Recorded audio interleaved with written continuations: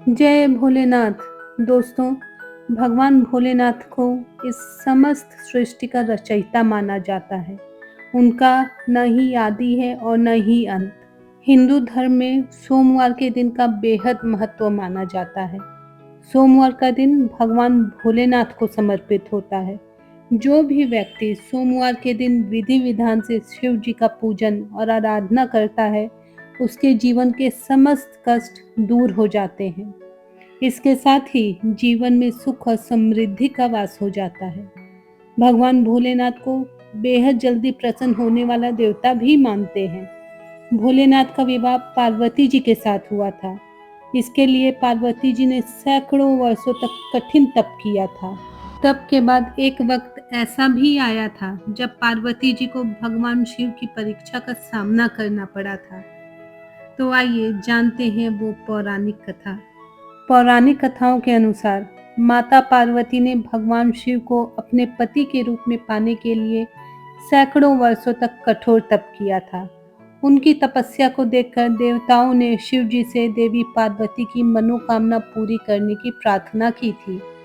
इसके बाद भोलेनाथ ने सप्त ऋषियों को पार्वती जी की परीक्षा लेने के लिए भेजा। इस परीक्षा के दौरान सप्त ऋषियों ने शिव जी के ढेरों अवगुणों को बताते हुए माता पार्वती से शिव जी से विवाह न करने को कहा, लेकिन पार्वती जी अपने निर्णय से टस से मस नहीं हुई। इस पर खुद भोलेनाथ ने माता पार्वती की परीक्षा लेने का निर्णय लिया। माता पार्वती के तप से प्रसन्न होकर शंकर जी उनके सामने प्रकट हुए और उन्हें वरदान देकर अंतर्ध्यान हो गए।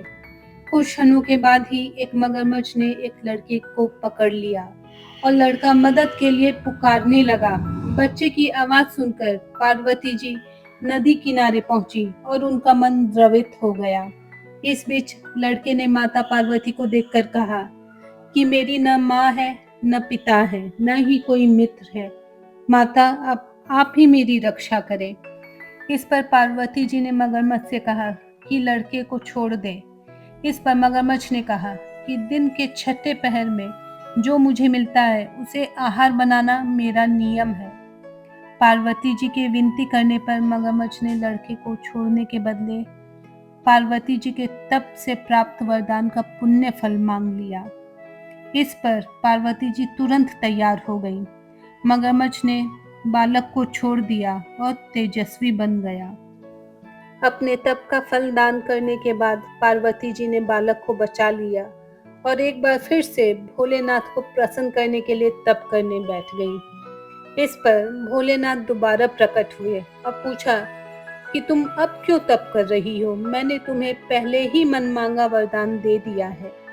इस पर पार्वती जी ने अपने तप का फल दान करने की बात कही। इस पर शिव जी प्रसन्न होकर बोले, मगरमच्छ और लड़के दोनों के स्वरूप में मैं ही था। मैं तुम्हारी परीक्षा ले रहा था कि तुम्हारा चित्त प्राणी मात्र में अपने सुख दुख का अनुभव करता है या नहीं। तुम्हारी परीक्षा ही लेने के लिए मैंने यह लीला रची थी। अनेकों रूप में दिखने वाला मैं एक ही सत्य हूँ। अनेक शरीरों में नजर आने वाला मैं निर्विकार हूँ।